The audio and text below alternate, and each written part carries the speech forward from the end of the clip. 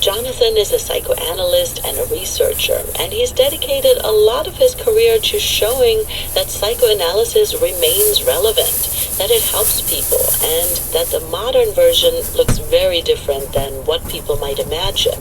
Liz Tung has more. Okay, let's start with free associating for a second. If I say psychoanalysis, what comes to mind? A long couch. Reclining on an analytic couch. Unearthing progress. What do you think that means? Patient free associating about his dreams. This therapist with a very dull but yet stern look on their face. Yes, go on. Wondering if it is covered by health insurance and mom stuff. Yes, modern day psychoanalysts have heard these things too. The silent, disengaged, older white man. This is psychoanalyst Stephen Kluchuk, and he's heard pretty much all the stereotypes about psychoanalysis. Multiple times a week, laying on the couch, talking about how your mother messed up your life, with a practitioner who is using very outdated theories. Disproven, outdated theories. Outdated theories like penis envy and the Oedipal complex, or the idea that homosexuality in men was caused by overbearing mothers. They all sound completely ridiculous today, but others of Freud's ideas have remained, and today form the thread of what makes psychoanalysis psychoanalysis. Here's Stephen. It's looking at what's going on in the unconscious, outside of our awareness, and the ways that patterns repeat themselves from childhood on throughout the life cycle. Conflict, hurt, anger, trauma, even some things we might not remember. They all have ripple effects that shape who we are, and that sometimes cause problems. The idea with psychoanalysis is to deal with these problems by getting back to their root. All of which Stephen says sprang from Freud's big epiphany, which might seem obvious now, but in its time completely transformed psychology. The idea that physical and mental illness could be caused by ideas and thoughts and feelings was absolutely revolutionary. I also talked with Jonathan Shedler about this. He's the guy who told his professor about his girlfriend's dream. Today, he's a psychoanalyst and a researcher. I asked him the same question. What is it that makes psychoanalysis psychoanalysis? And he put it this way. The fundamental insight of therapy is that we don't fully know ourselves. None of us do. There are things that are kind of off limits to our thoughts. We avoid things. We split things off. And the work of the therapy is to expand what we can think and know and feel and experience, to become freer in our own minds, and therefore freer in how we live our lives and how we connect to and relate to other people. But the question of how analysts and their patients get there is another big way that psychoanalysis has changed. Think back to the stereotypical analyst that Stephen described. The silent, disengaged, older white dude who just stares back at you while you're pouring your heart out. Every so often jotting a few notes and going, I sometimes joke that when I trained, all of my instructors and supervisors' offices were beige.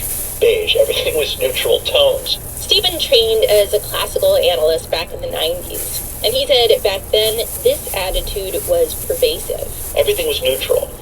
And the idea was you weren't supposed to show anything that would reveal anything about your personality. Stephen says there's actually a philosophical reason for the whole cold fish routine. In Freud's day, analysts were conceptualized as something like a blank slate. The reason being a central psychoanalytic principle called transference. It's basically when patients project their feelings about someone else onto the therapist. And replaying these things in the treatment room becomes a very direct way to resolving difficulties and healing. So, for instance, let's say the patient had a critical and cruel parent. They might come to interpret the therapist's silence as them being critical and cruel. Once that's out in the open, they can start working on those feelings and those patterns of interacting. But that can only happen, at least according to classical psychoanalysis, if the analyst is a totally blank slate. This is still a model that some psychoanalysts use. But on the whole, Stephen says most schools have moved away from the myth of the neutral, objective analyst. For one thing, because no one can be perfectly neutral. But also because trying to be that way can be harmful to the therapy. Attempting to be neutral and hide oneself is terrible for the therapist. It actually squelches some of their diagnostic abilities, because part of what a good analyst relies on is their own physical and emotional perceptions to understand some of what's going on with the patient. And when we're trying to squelch who we are and keep it out of the room, a lot of energy goes into that would otherwise be available to just listen and understand and engage in a real relationship. So psychoanalysis has changed and evolved in a lot of ways since Freud's day. But there's still one big hurdle that it faces: a reputation for lacking in scientific evidence. The question of evidence became especially big starting in the 1980s, in part thanks to efforts by insurance companies to cut healthcare costs. Here's Jonathan Shedler. You know, the healthcare system, and health insurers in particular, absolutely hate this. They want to shoehorn therapy into a particular kind of medical model where somebody comes in and they get a diagnosis, and the diagnosis is the problem. Insurers want specific evidence that psychoanalysis works. As in, are there studies showing that specific doses of therapy can fix specific ailments, like 10 sessions of therapy to cure anxiety? I would call that first aid, not treatment. Real treatment is about, why are you depressed? What is it about who you are and how you live that's making you vulnerable to depression? Is there something that's sort of woven into the fabric of your life and your relationships, right, that is giving rise to these feelings? And can we address that? Can we address the underlying causes? And that's a very, very different way of thinking about what this work is about. Jonathan thinks we shouldn't think about therapy in such a medical way. He calls therapy a process of self-discovery, not a prescription you can just pop for a few months and feel better. Now, other approaches like cognitive behavioral therapy might seem like they do work that way, but that's partly because CBT's have been studied way more than psychoanalysis, so it's gotten a reputation for being the evidence-based therapy. But Jonathan says the research that has been done on psychoanalysis is solid. It shows that it can produce long-term change for the better, especially when it comes to the treatment of depression. The available evidence that we have about psychoanalytic therapy tells us that the benefits not only last, but for many people, the benefits actually continue to grow after the treatment is over. Which brings us to my last question. If we accept that psychoanalysis works, how does it work? I asked Jonathan that question, and his answer surprised me. And it turns out that the brand of therapy, the specific, techniques, really don't account for much in terms of explaining the outcomes. The thing that accounts for the benefits of the therapy are actually things that have to do with the quality of the relationship between the therapist and the patient. The relationship is at the center. Jonathan says relationship in this context means something very specific.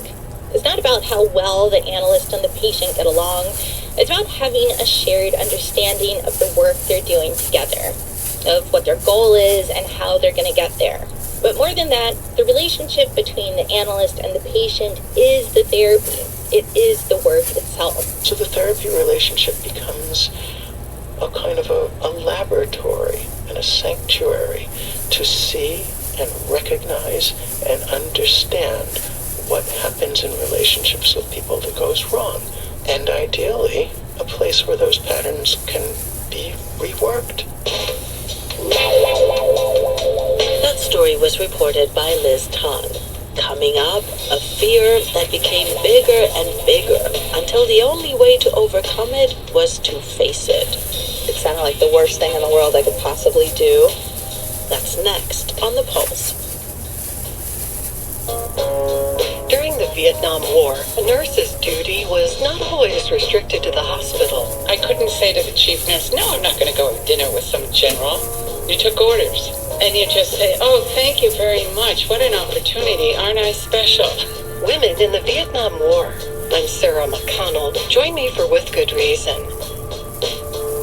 This morning at 5 on WAMU 88.5. How do women of color experience today's major political events? I'm Farai Chidea, the host of Our Body Politic. It's a show that focuses on how news about the economy, health, politics, education, and the environment impacts women of color. Join me for Our Body Politic Saturday evenings from 6 to 7 on WAMU 88.5.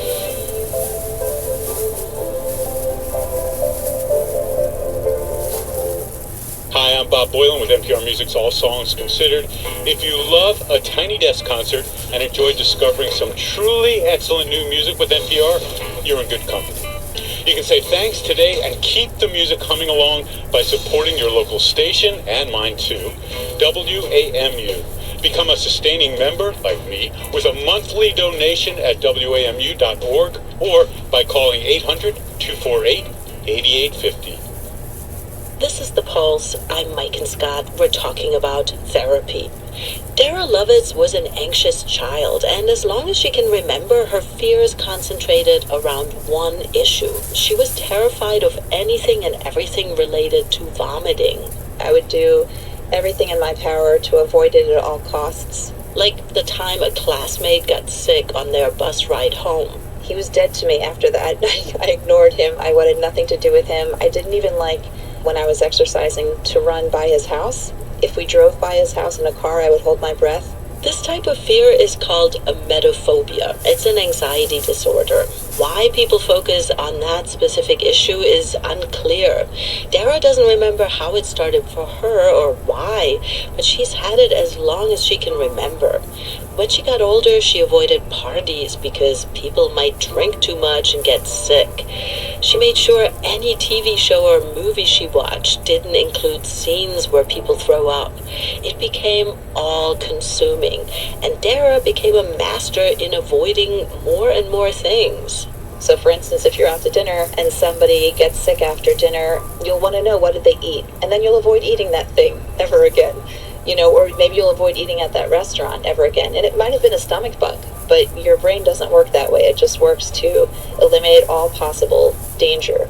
But there was a moment when she knew things had to change. She was in her 30s and taking care of her newborn daughter. She vomited on my shoulder, and I called my husband to come and get her, and then I passed out. And I realized I really need to make a change in my life. I can't be the kind of mother that is not conscious when her daughter needs her. She started looking around for help and landed on an approach called exposure therapy. It sounded like the worst thing in the world I could possibly do, because it was exposing me to what made me fearful. I mean, I'd spent my whole life mastering avoidance, and now I would do the opposite, and it just sounded awful, but I really didn't feel like I had a choice. Exposure therapy has really bad branding and marketing around it because the name itself is not very comforting. That's the therapist Dara worked with, David Yusko. He says while the name might be scary, the therapy itself is a structured relearning process. It's more like wading into a pool than being thrown into the deep end. People learn how to define their fears and triggers and the emotions that come with them. Then, little by little, they're exposed to some of what they're afraid of. And so what exposure therapy allows a person to do is, in the presence of their emotion, relearn that their feared consequences might not be what they think they are, that they can actually tolerate and manage their emotion in the presence of those triggers more effectively than they thought they could. Think of it like a ladder with rungs on it. And each rung needs to be a little bit more challenging than the rung